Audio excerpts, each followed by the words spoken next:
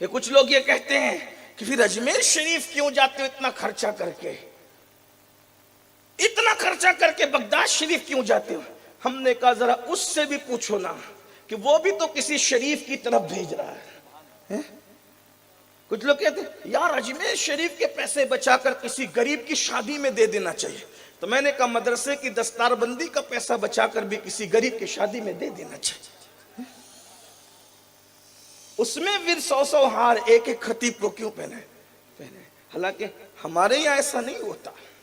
ہمارے علماء تو کہتے ہیں کہ جس کو بلایا جاتا ہے وہی جاتا ہے، جو منع کرتے ہیں میں ان کی بات کر رہا ہوں۔ کچھ لوگ کہتے ہیں ارے یار یہ جو ہے عرس پہ اتنا خرچہ کرنے کی بجائے پھر کر دو کسی غریب کی شادی، کیوں کرتے ہو یہ عرس وغیرہ جلسے ولسے؟ کچھ نہ کرو۔ ہم نے کہا اپنا اجتماع بھی بند کر کے اس کی شادیاں بھی، اس پہ بھی غریبوں کی شادیاں کرو۔ عرس پہ جتنا خرچ ہوتا ہے اس سے تو بہت کروڑوں روپیہ آپ کے اجتماع پہ خرچ ہوتا ہے۔ آپ تو کھاڑیاں بھرتے ہو، مٹی بھرتے ہو، تو ذرا اس کی بھی طرف خبر کیجیے آپ۔ لیکن یاد رکھیں ہم عرس میں اس خرچ کی کبھی تائید نہیں کرتے جو ناچ گانوں پہ خرچ ہوتا ہے، جو ڈی جے پہ خرچ ہوتا ہے۔ ہمارے علماء تائید اسی کی کرتے ہیں جتنی شریعت نے اجازت دی ہے۔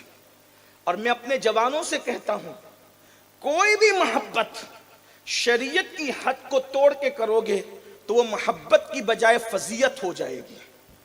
ہم پابند اللہ کے قانون کے، اس لیے ہمارے یہاں جب عرس ہو تو اس عرس کو دیکھ کر لوگ ہمارے مذہب اور مسلک سے متاثر ہونا چاہیے کہ اولیاء اللہ نے جس شریعت پر چل کر خدا کا پتہ پایا ہے اسی شریعت کی ہمیں پابندی کرنی چاہیے۔ لیکن کیا کریں، جہالت کا دورہ ہے، علماء کی بات لوگ نہیں سنتے، جو سنتے اللہ ان کو مبارک فرمائے، اللہ ان کو برکتوں سے نوازے۔ یاد رکھنا کسی بھی بدعت کی، کسی بھی خرافات کی علماء اہل سنت نے کبھی تائید کی ہے نہ کبھی وہ تائید کر سکتے ہیں۔